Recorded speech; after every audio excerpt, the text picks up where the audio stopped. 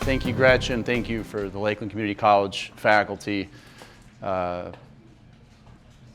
fantastic to be back. I got goosebumps here in the accolades because I personally don't really care about them, but I love them. Appreciate everybody coming today. I understand we have some high school students, junior college students. Thanks for coming in. Hopefully you can get a little bit more value outside of pizza and brownies. That's my goal. I know the bar is high, ready to rock and roll. So you might be wondering how I got here. And in my business, I don't get a lot of time to sort of talk to anybody in college or in high school. So I did my best leveraging ChatGPT to maybe understand a misnomer about small business owners or get in the psyche a little bit of the current college student. And ChatGPT instructed me to search stuff rich people have. So I did a Google image search because small business owners are often seen as successful and rich. So this was exciting. I did this about an hour ago, so this is fresh. This is cool. Still waiting one of those in the bathroom. And then I thought, well, rich and wealthy aren't the same thing. So I thought I one-upped ChatGPT, and turns out we got a little bit more, including a underwater car submarine, which is quite remarkable. So then I asked ChatGPT, what are things wealthy people have? Oh, excuse me. And happiness wasn't even on the list. So I got all the way at the bottom. You can see my question to ChatGPT. So instead of boring you with the details of it, I wanted to leave it at that. So today's presentation isn't about the previous two slides, being rich or being wealthy. It's about a guy that was a student at Lakeland Community College, less than subpar, who within the last 15 minutes found out that a professor here, which will remain nameless, remembers me dropping the class, which is embarrassing. So left a mark. But it's about the journey of happiness and, hey, they didn't see in there front of you. The journey of God bless you, journey of finding happiness in what you do for a living, because life's short. Introducing Secure Recycling, established 2005. At the bottom, I so eloquently had put it's a top secret, confidential presentation. Please meet our mascot on the bottom right, Padlock Bear. I like to kick the presentations off a little bit with my family. Married, I have two boys, 6 and 3 years old. The 6-year-old's the mini version of me. Some people might consider it penance. Boy, is he hyper, and I love him. Now I know all about what my parents dealt with growing up.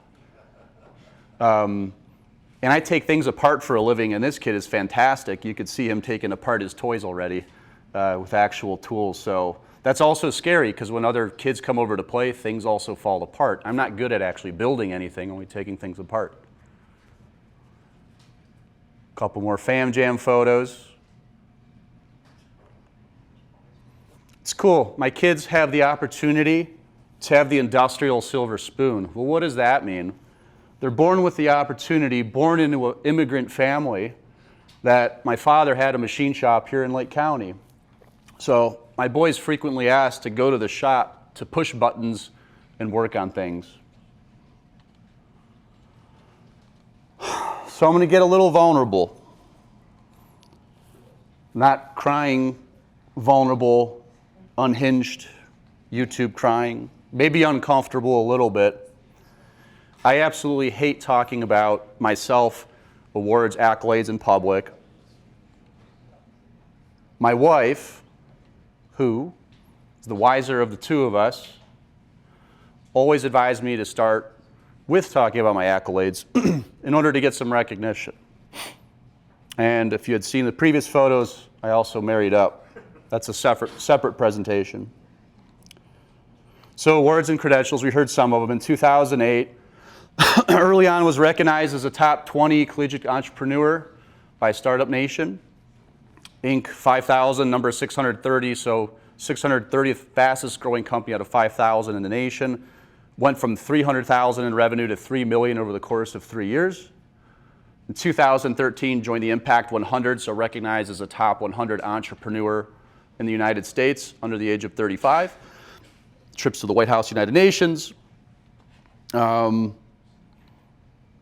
addition to that, I'm ethnically Croatian, so I was recognized in 2016 by the National Federation of Croatian Americans Cultural Foundation, top 40 under 40 globally. So some other things I've done, so served, not you got served. So I served on the Lake Start board as a mentor, started in January 2016 to present, helping small startup entrepreneurs and businesses in Lake County. ACAP in Cleveland, Ohio, I was the vice president for 3 years, responsible for raising funds for a gala we hosted in 2019. Emerging Leaders, member of Lake County since 2016. I have 2025 as the end there because I'll age out of it.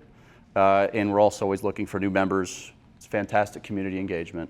So, anybody know what this is? VHS tape.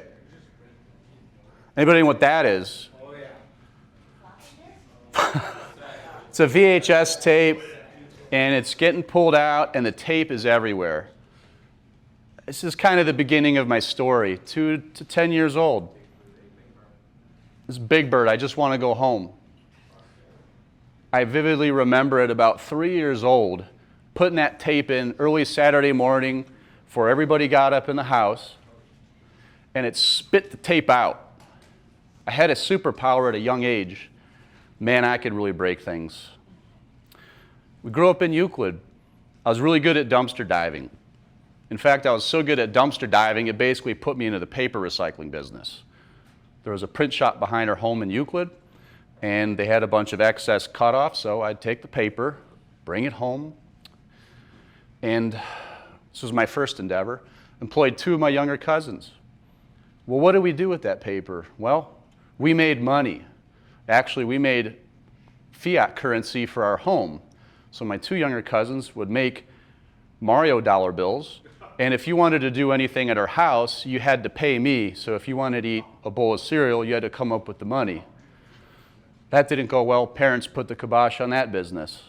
So next up, I started a parking lot cleaning business. Next to our home in Euclid was a print shop. So they had a nice gravel stone decoration there. And sometimes when we'd have a heavy rain, stones would wash up into the parking lot. Sam would pay me north of $1 to clean it up for him. I loved video games as a kid. In fact, I loved them so much I thought other people would care about my opinion on video games. So one of our neighbors, their family was pretty well off. They had a printer. What did we do? We went on the computer. We made 2-page video game reviews. We went door to door to sell them. 25 cents a copy. My dad had a business. Blue-collar guy, owned a business. What did I do there between the ages of 2 to 10? Clean machines, sweep floors, clean the office, deburr and stack pieces, parts. Firm believer of the golden ticket of life. This is a map of where I grew up in Euclid off 200th Street in Wilmore. H signifies home base. It's where my home was. W was work. That was the parking lot that I got paid to clean. B was the barber shop where I got to hang out with World War I and World War II veterans. P is where I got to play. There was a party center across the street, and they had a big parking lot, a little field, so we got to climb trees and play over there. So we had a lot of space. BA was the bank. Between 2 and 10 years old, that's where I understood that's where money came from. C is candy. That was a convenience store. Essential. And that was about 709 feet away from the home. Video store back in the day, locally owned. I, down the bottom right, was ice cream. Dairy Queen, let's go. And that was about 431 feet from the house. Growing up 11 to 23 years old. Being Croatian, there's basically just one sport that exists, and it's soccer. I was a straight A student up until the 7th grade. Got in a car accident, seatbelt saved my life. We're going on 90, heading to downtown Cleveland for PSR, downtown Cleveland, St. Paul Croatian Church. put my seatbelt on around Bishop Road. Just before 260th, we got hit into the median, cut all 4 lanes, went underneath a semi-tractor trailer, which the trailer of itself ran over the hood of the car, and we flipped between 8 and 12 times on the freeway. I was within a half mile of dying. Did something in my brain. Not upset about it, though. I went to Kirtland High School. I finished in the bottom 10% of my class. I did a senior internship shadowing an owner of a scrap metal yard at the time, and simultaneously made my way into Lakeland, played soccer at Lakeland, and coincidentally worked at that scrap metal yard. And in fact, at that time, before I got the job at the scrap metal yard, I was trying to get a job anywhere I could. My cousin was a hiring manager at Best Buy. I got to bypass 2 rounds of interviews. I could interview with him because we were family. And lo and behold, I do the interview and still don't get the job. I remember going to Mark's in Menor. I was willing to push carts. Mark's would not hire me to push carts. Okay? So when I did that internship with that boss at the scrap metal yard, he said, I'll hire you right out of high school. So I ended up taking that job. Actually fell in love with the business. After Lakeland, went to Ohio State University, and I came back on break. A friend of mine needed some help with a resume. Well, actually, let me back up a little bit. I'm sorry. So I'm at the scrap metal yard, and they said, hey, we have a problem here. We have these computers, and we need you to get these things out of here. EPA is going to be here. We're actually not supposed to have them outside in the yard. I said, no problem. I'll take them off your hands. So we had about roughly this many computers, somewhere between 60 and 90. Took them home, took them apart, rebuilt some, sold pieces, parts on eBay, also whole working units on eBay, and then took the rest of the materials back to the scrapyard and sold it back to my boss. I had 3 bosses at the time, and I went back to the boss and I said, hey, remember those computers you gave me? I was able to make a bunch of money. And I have an idea. This is back in 2005. I said, you know what we could do? We could start another business. We could be each one of us could be a 25% owner in this business. And it's going to be huge. There's going to be such an influx of technology coming up the pipeline over the next 20 years, and I think we can get ahead of the curve. Well, the boss said, we don't need an idea from you. Why don't you go back to the warehouse? We don't need you for us to do that, and why don't you just shut up and go back in the warehouse? Certainly highly motivational and inspirational. So I had my what? E-scrap, for electronic scrap. We're going to do computer and electronics recycling. But for whom are we going to do that for? But first, a friend of mine at Lakeland needed help with his resume in a computer lab. And of course he asked me because I failed 11th grade English. So I roll up on a Saturday morning and I start helping him with his resume. As divine intervention would happen, the computer next to us at the desk gets picked up and removed and put onto a cart. The other side of us had another PC, was picked up and removed and put on a cart. I said, Nick, I need you to wait a minute.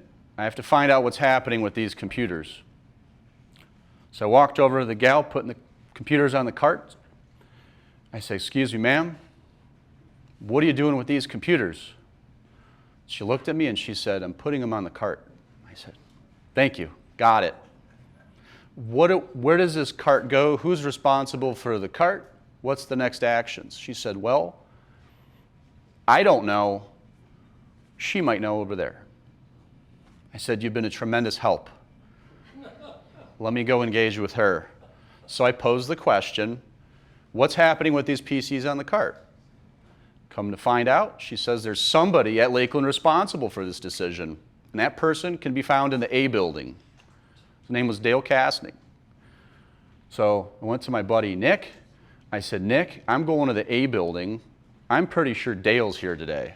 He's in purchasing, whatever that is. Made my way over, knocked on the door. I'm wearing a t-shirt with a pizza stain and shorts and sandals. Somebody's sitting at a computer desk with a gigantic leather seat, and I knocked on the door and he said, can I help you? I said, actually, you can. And without your yes today, I can't start my business.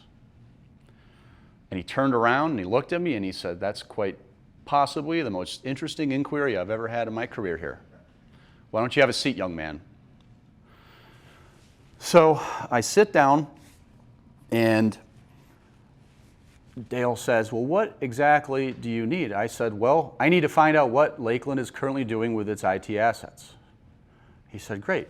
He's like, well, what can you do for us? I said, I don't know what I can do for you, but I want to find out what you're currently doing. So he walked me through everything. Little did I know I was walking into my first negotiation. I was absolutely masterclassed by Dale. So Dale said, we're doing this and that, and here's the paperwork we get. Do you think you could do something like that for us? I said, absolutely, without a doubt, we could do that. And he said, well, currently we're paying 15 cents a pound to dispose of these assets. I said, wow. Okay. And then we had this stare down for about a minute because I didn't realize we were negotiating. So he gave me the look and I said, yeah, I think we can do better, Dale. Dale said, what could you do it for? Somebody quite rational, you know, if they're being charged 15 cents, what's a good number to charge to get the business? Any ideas? Anybody? Give me a number. 12? Brilliant. I came in at 2. If I was smarter, I would have come in at 12. I came in at 2 cents. He put his hand across the desk, was smiling. We shook hands. I did my first business deal. We were in business. Client number 1. And it's crazy because within seconds, Dale sat back down, and this is the first time I learned about buyer's remorse. Dale wasn't happy with his decision, and Dale wasn't happy with the deal, and I unearthed the fact that Dale might lose his job if I don't do what I said I was going to do, and Dale was within 2 years of retirement. Dale looked at me and said, you know what? I don't even know if your name's Mario. I've always been brought up and raised to be very matter-of-fact and direct, so I pulled out my wallet, and I handed him my wallet, and I said, in there's my ID, has my name, last name, and an address. Dale said, no, you don't understand. I said, Dale, I don't understand. Can you please explain to me? So he let me know how he was feeling about the transaction, and I looked at him in the eyes and said, there's no way you will lose your job, and there's no way you will miss retirement because of me. Trust me. And that was my first deal. So he smiled again. We stood up, and Dale said, when can you pick up? Well, what am I picking up, Dale? He's like, let's go down to the warehouse. I was like, wow, Lakeland has a warehouse. Let's go down. So we go to the warehouse. Dale has about 2 semi-loads of stuff. And Dale has a certain time frame he needs that picked up. So I said, Dale, we can get it done. Called my brother. Left there. Called my brother. I said, hey, bro, I need your pickup truck. He said, how long you need it for? I said, it's going to be a minute. I'm going to need it for about 3 days. So, cool brother, let me borrow his pickup truck. And certainly off to the races. Fire, ready, aim. No business plan, no anything. Young and ambitious, hungry, and excited. Called my dad. I said, hey, Dad, you've got a landlord. It's a multi-unit building. Give me his number. I need a unit. I just started a business. Gave me the number. Phil and Dave, great guys. Phil, it's Mario, Milan's son. I'm starting a business. And he said, that's fantastic. How can I help you? I said, I need a place for it. He said, okay. How much money you got? I said, well, Phil, here's another negotiation. Didn't even realize it. Phil, I got $700. Imagine that. My first month's rent was $700. Borrowed a forklift and a scale from my father. The first 4 years, there was no gas bills. I didn't have money for gas bills. So in a multi-unit building, if I ever opened up my bay door, the neighbors would come out screaming at me because all the hot air would be sucked out of their unit in the middle of winter. I had a car with no heat. And then I started all this while I was a student at Ohio State. Was the first graduating class with a minor in entrepreneurship and got my business rolling. And boy, I had no handbook. I had nothing. It was crazy. Talking to my father about all this excitement, my father speaks broken English. He's a Croatian immigrant. And I made my first set of business cards, and he looked at it, and he said, "Es crap." I said, no, the name of the business is E-Scrap. He looked at it and he said, E-Scrap. Boy, did I learn a thing or two about marketing from my immigrant father. No more budget for additional business cards, can't afford to make changes, so I thought maybe we could pitch that we either have some sort of French influence within the business, just jokingly to customers. 2014 will speed up a little bit. I bought my first piece of real estate. It was in Oakwood Village, Ohio. I never knew where it was. I never knew what an Oakwood Village was, and then I discovered these warehouses, learned exactly where Oakwood Village is. Found some dilapidated properties, also known as an opportunity when something's been empty for about 10 years. So in 2014, closed on it. It was about 33,000 square feet. When I moved to Oakwood, out of Lake County and into Oakwood, I fell in love with the idea of hiring second chance employees. We had a lot of second chance folks previously incarcerated for a number of reasons. We built a lot of hiring practices around focusing on the windshield, not the rear view. So it doesn't really matter what you did, it matters where you're going. Trying to give people a new chance at life. It was exciting. In fact, my background at Ohio State was economics and entrepreneurship. One of the things I learned about the second chance folks especially was a complete lack of understanding of basic economics. So, well, what does that mean? Some of these folks owed some restitution and they had child support and they're making $10 an hour. Well, guess what? You work for an hour, after you pay the government, you pay what was due, you might walk away with $3 or $4 an hour. There was a gas station around the corner. Many of them opted, well, this is where we're going to eat for lunch, so they'd pay $3 for a 2-liter of pop and maybe $2.50 for a hot dog that's been rolling around for about 2 months. And at the end of the day, left with very little. We had Sam's Club across the street, so we actually started a food program. We bought 2 loaves of bread and a jar of peanut butter, and that was the beginning of our food program. Started feeding people. Put the wrong picture in there, that's my son. What else did we do? Well, how do we get people off the government money? Maybe we build a rigid culture of flexibility. Basically, recycling is economics. We brought credit unions in to teach our folks about credit, checking, basic life skills as it pertains to money. We did lunch and learns, and we also subscribed to a Smart Dollar program by David Ramsey. Paid people livable wages and gave them exposure to opportunities they never really would have at larger companies. Well, what did that do? In turn, that allowed the company to start investing in capital assets. We started to buy brand new machinery and equipment. And when you buy brand new machinery and equipment, employees can earn more money. That's exactly what happened. So we bought some forklifts. We bought our first shredder in 2015. That was a picture of our warehouse in Oakwood Village. There's probably about 150,000 pounds in that photo, epically packed. Always adding some infrastructure, pouring cement, new projects.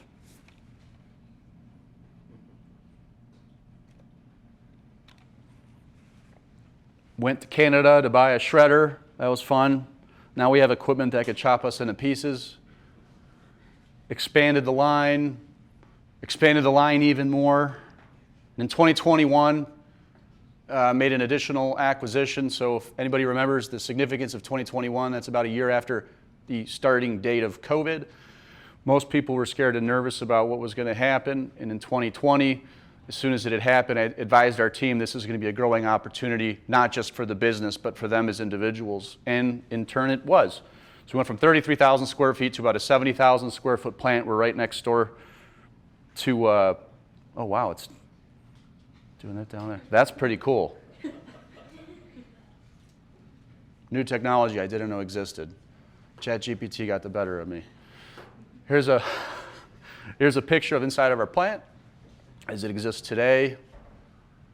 Larger, more shredding capacity and equipment. When I started the business, these were things we used to do by hand. There's a box of phones. We used to take these things apart by hand in 2014, and now we shred in excess of 15,000 pounds an hour. This is actually a second chance fellow that's in the cab there. He's been with me for about 10 years, completely turned his life around. Here's some outputs of some of the byproducts. We take whole devices, shred it, separate it. Some of the cool stuff's our culture. We started doing these optional morale surveys for employees. It's very simple. At the end of our whole company meeting, every Friday, we give everybody a half sheet of paper, say, hey, go ahead and let us know how your week was. We would joke, it's totally optional, it's legitimately optional. So everybody circles a number on a sheet of paper from 1 to 10. And it gives us two numbers. It gives us participation, and it gives us their morale for the week. We started in 2018, tracked through to present, but here's the year-over-year results from 2018 to 2023 with nothing but a climb. In addition to that, participation rates.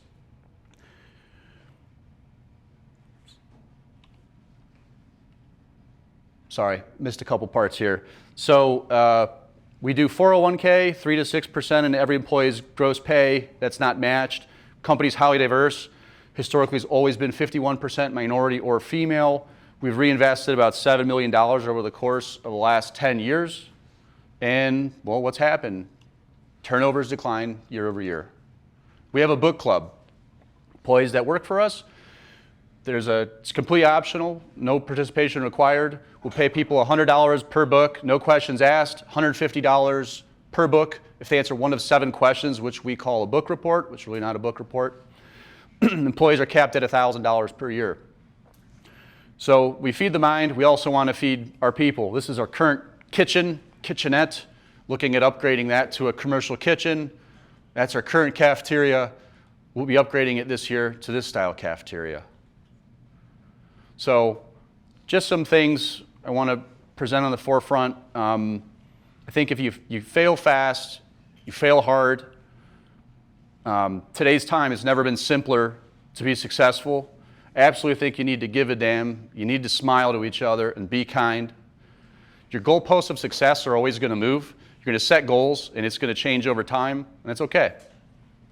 Success is a journey. Don't worry, be happy, and you can do it. Let's go.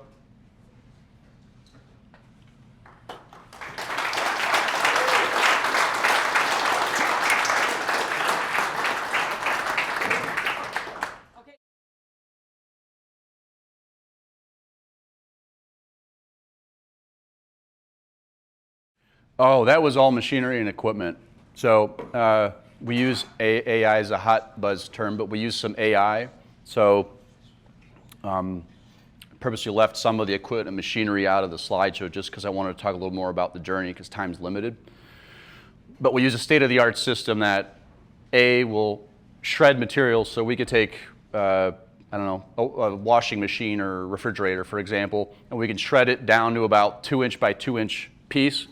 Then it runs through another system that uses air. It'll use X-ray, object recognition, 3D and color recognition, and we program it to tell it what to remove out of the fraction.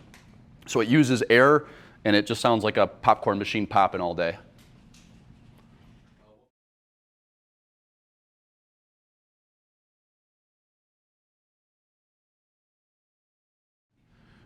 So I had a meeting with one of our customers, and I kicked around the idea, hey, what happens if we buy a shredder? He said, you don't want to buy it. Everybody goes out of business if they buy it. Well, that in itself is sort of a fallacy, right? It's not a piece of equipment that puts somebody out of business. It's an understanding that, hey, this is a tool, and we need to understand what this thing does. So listen, growing up, my dad would tell me the stove's hot, and I'm going to touch it and get burned. So it was no different into adulthood with equipment. And the other side of that is understanding that the pay scale ceiling can only be so much for employees. So where my business is currently at in Solon, across the street, Swagelok. My mother retired from Swagelok. It's been maybe 3 or 4 years. She spent 20 years there, and prior to that, she worked at various shops in the Cleveland area when she immigrated to America. Well, a lot of those shops, they were paying $3, $4, $5 an hour, extremely hazardous, unsafe. And well, what happened? My mother's about 67. It's really hard for her to walk. She can't really engage with her grandkids. So, well, what's important? Longevity. So I'd seen that years ago that what was going to be important is to make people last. People aren't disposable. A lot of places people work will say, listen, you're just another number. We need you to do this job, put up or shut up, and I really don't subscribe to that. So by investing in equipment, by increasing what we can do, capacity and throughput, those dollars come back to employees.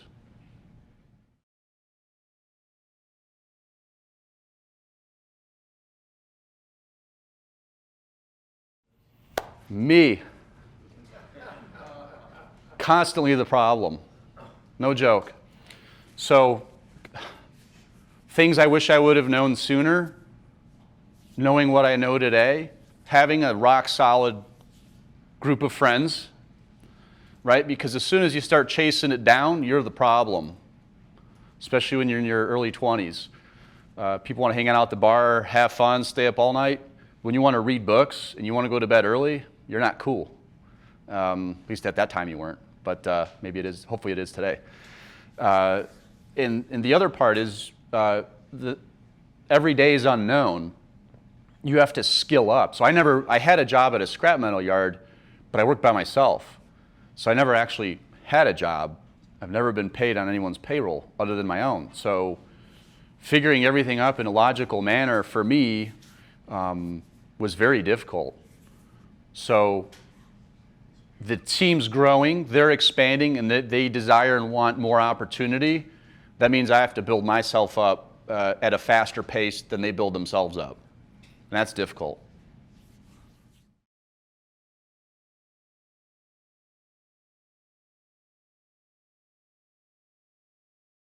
Good.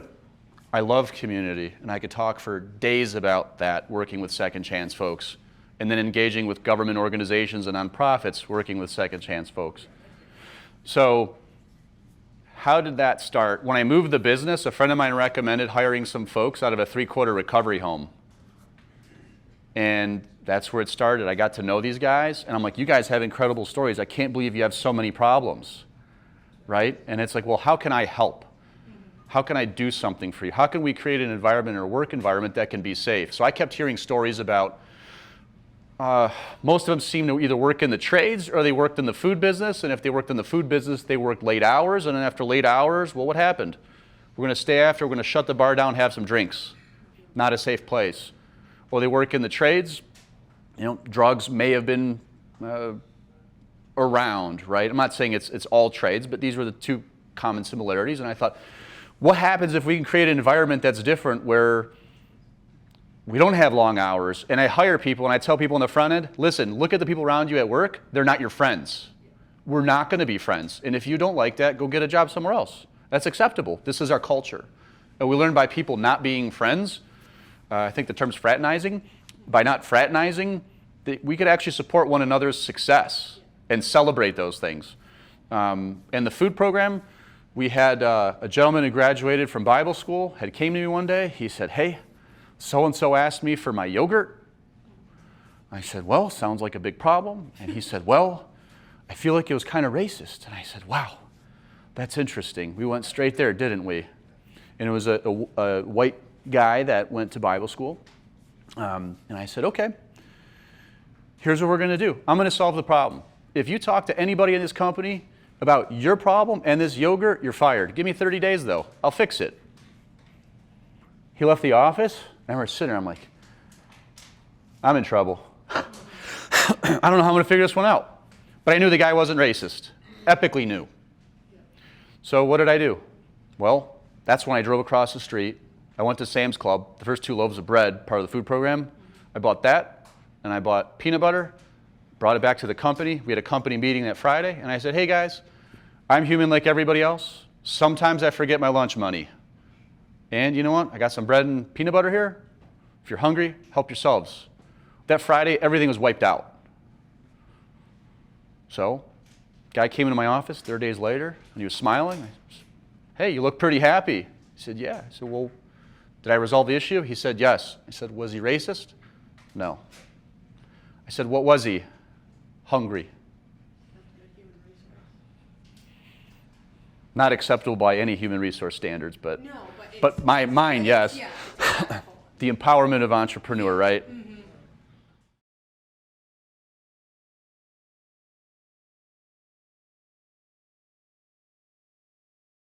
So at the core of what we're doing is recycling.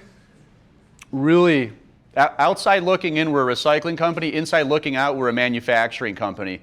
We produce spec product, either of specific gray metals, aluminums, zinc, could be some trace magnesium in there that could be sold domestically or abroad to aluminum foundries or mills. We make what we call a mixed precious metals package, which goes to a smelter in Japan. We're the largest U.S. supplier by volume to them. Plastics get remanufactured. The majority of our steel, about 95% of our steel, stays within 100 miles of Cleveland. Good question.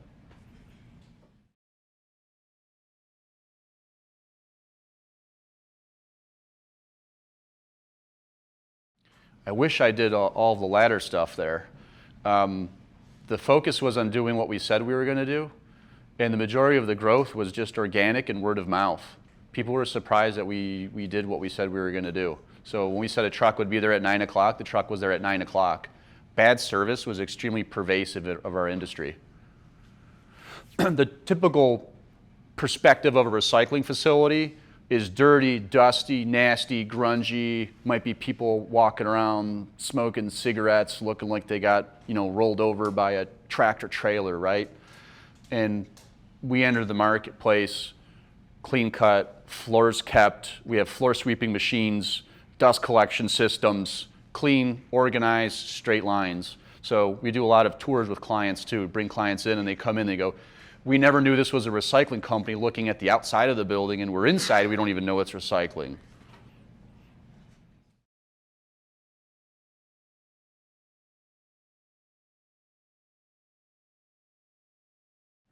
No, so it's funny. I didn't plan that. I grew up playing a lot of video games like SimCity and other games that were based on building things with money. And it was almost like a video game to me. So we never conducted business with greenbacks or actual cash. Everything was digital and checks and wire transfers or credit card payments. So it was almost like a video game dashboard during that time. And things went fast and hours were long and it was exciting. And I was, in my mid-20s. So it didn't matter to me what the number was. It mattered that it was growing and life was getting better for everybody at the company.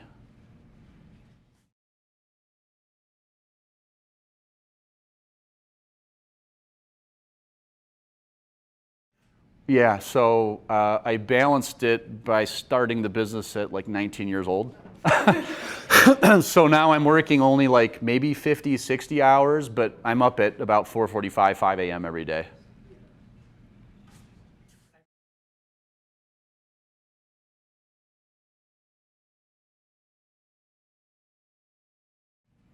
At 39 years old, I have no interest at selling the business right now, but strange things happen in life where somebody can come in and overpay a significant dollar amount, and I would happily tell my team and bonus my team out and go, once the non-compete is done, we're going to rally the troops and do it all again. But to answer your question, it really isn't. I think every business owner builds it to sell, but I think my mentality of build to sell isn't actually to sell, it's to build something of value.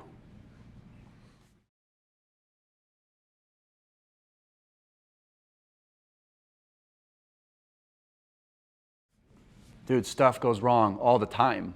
Like, my ability to endure problems is like at a record high. We have an in-house accountant, CPA, seasoned veteran, been through, she was in public accounting for 17 years. So if anybody knows anything about public accounting, like, you don't see your family on holidays and you're working long hours, 100-hour work weeks in the midst of tax season. She's surprised at the degree of my ability to handle problems. She's like, you have such a good attitude about it because there's no alternative. So the beauty and the joy of it, really, quite frankly, is being able to solve those issues. And it's even better when the people around you can see you or participate in solving those problems. So it's a level up and skill up of everybody around you. So perhaps it's less hesitation and it's understanding that this is what I've signed up for. There's I think it might be a World War I, World War II phrase, but like, what happens if this, I think this is for D-Day, and it's like, what happens if this doesn't go well? We'll burn the boats. There's no turning back and we're all in. So quite frankly, I'd say less hesitation and maybe my first few, I can't speak to my mindset the first few years, but I would venture to say maybe my mindset was hesitation, but at some point it adapted that into this is opportunity and this is growth.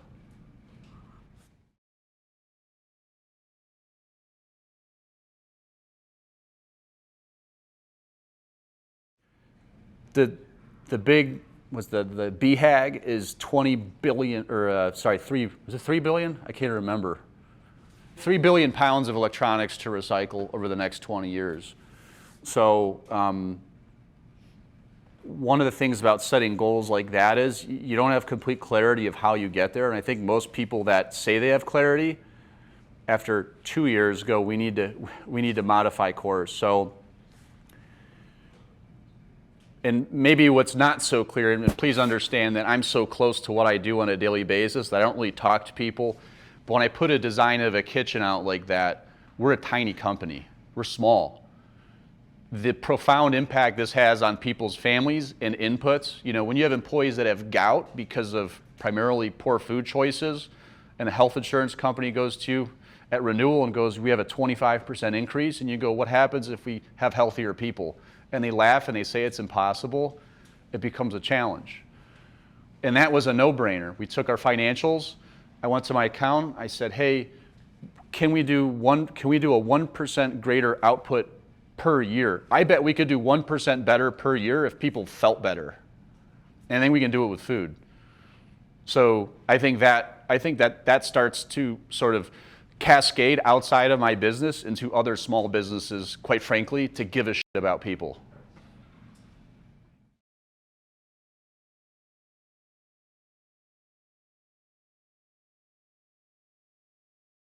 That's my favorite part.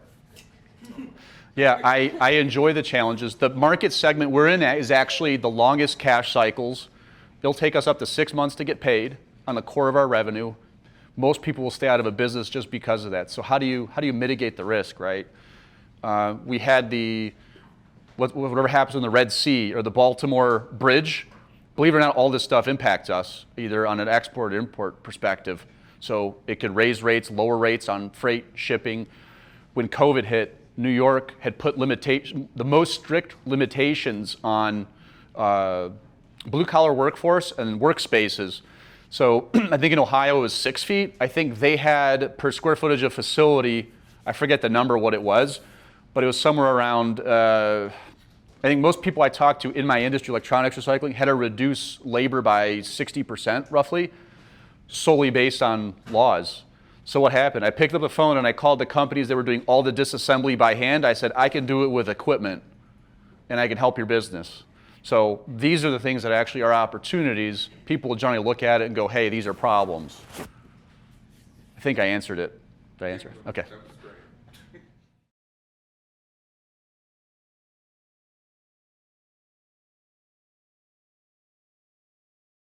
Listen, COVID, I've been blessed to have started this at such a young age.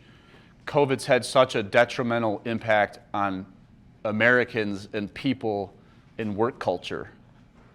If anything, I've seen people are so disconnected between what they want to do for a living and having any desire or willingness to focus on themselves, I'd say is quite possibly, my perspective, a tragedy. Like, people are so unwilling to fail and people are so unwilling to try and they're so scared of that. And I didn't really observe that before. Really, people.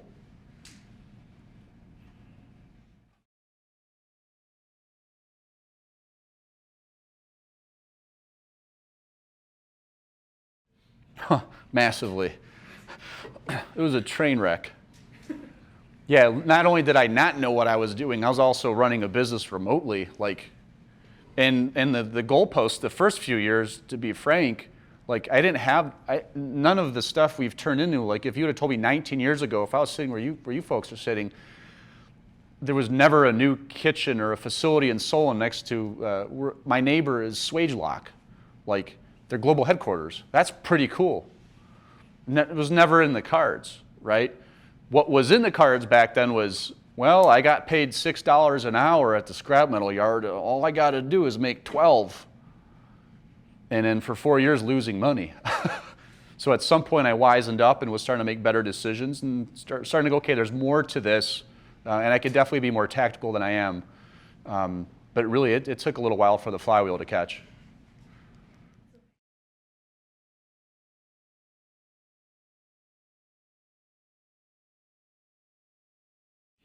Yeah.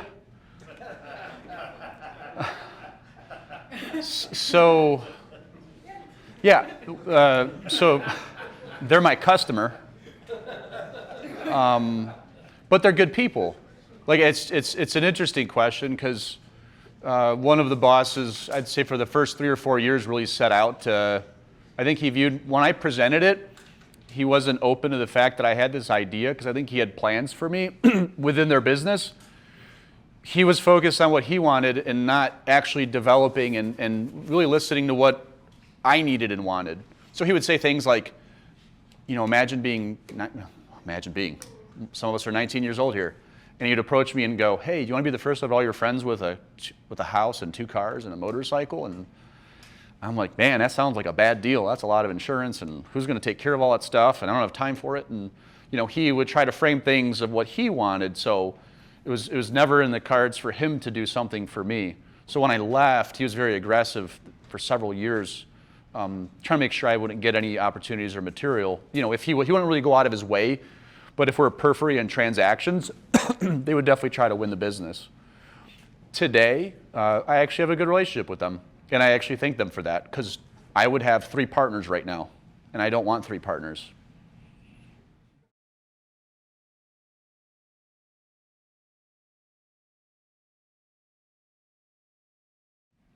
It's like asking somebody, why do you keep getting knocked down and why do you keep getting up? I just think it's the future. I don't know what it has in store, and I don't know what I'll be doing, and I don't know who will be there with me. The most exciting thing is, as a business is rising, I use the analogy of rising the tide. We all rise together at my company. It's not a traditional format of, hey, we're just making some guy a bunch of money. Like, everybody's quality of life's better, and it's unique, and it's different. And if you had seen the morale surveys, the morale scores are extremely high. I just think it's so different and unique, and everybody's told me the way that I do it. And I'm sure if it was a Harvard business case study, the business will get an F. But I think that's what makes me happy about it. That's what drives me. It's unique, it's different, and it's sensible.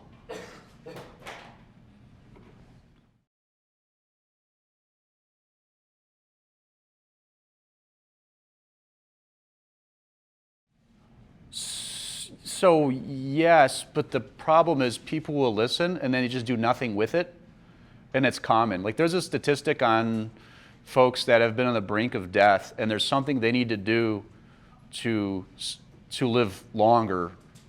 So it's like a profound change. Like, you need to eliminate these things from your diet, or you're going to be back on the surgical table or operating table, right? I think it's somewhere around 10% of people will actually change. People will hear it and think it's cute and think it's BS, the things that we do, but we're very open door with it. And the reality, if you had seen the morale survey, that was about 6 years of data. It is a journey, and most people are short-sighted and they're unwilling to invest time and effort, and that's what it takes. And sadly, most business owners, especially small business owners, are stuck in the day-to-day. It's hard to see past a few weeks out. To directly answer your question, it would be absolutely fantastic to be able to do it with an attentive group of folks.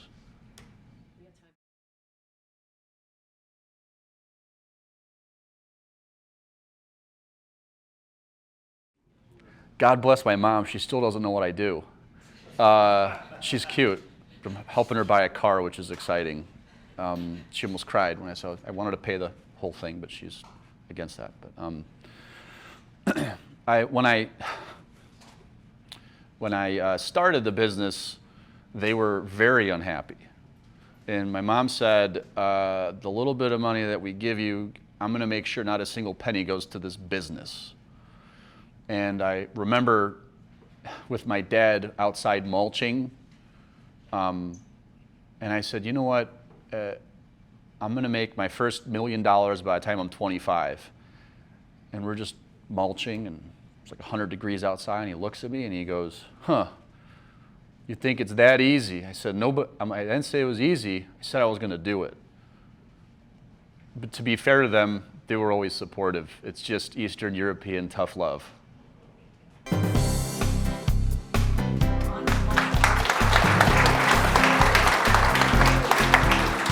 Thank you.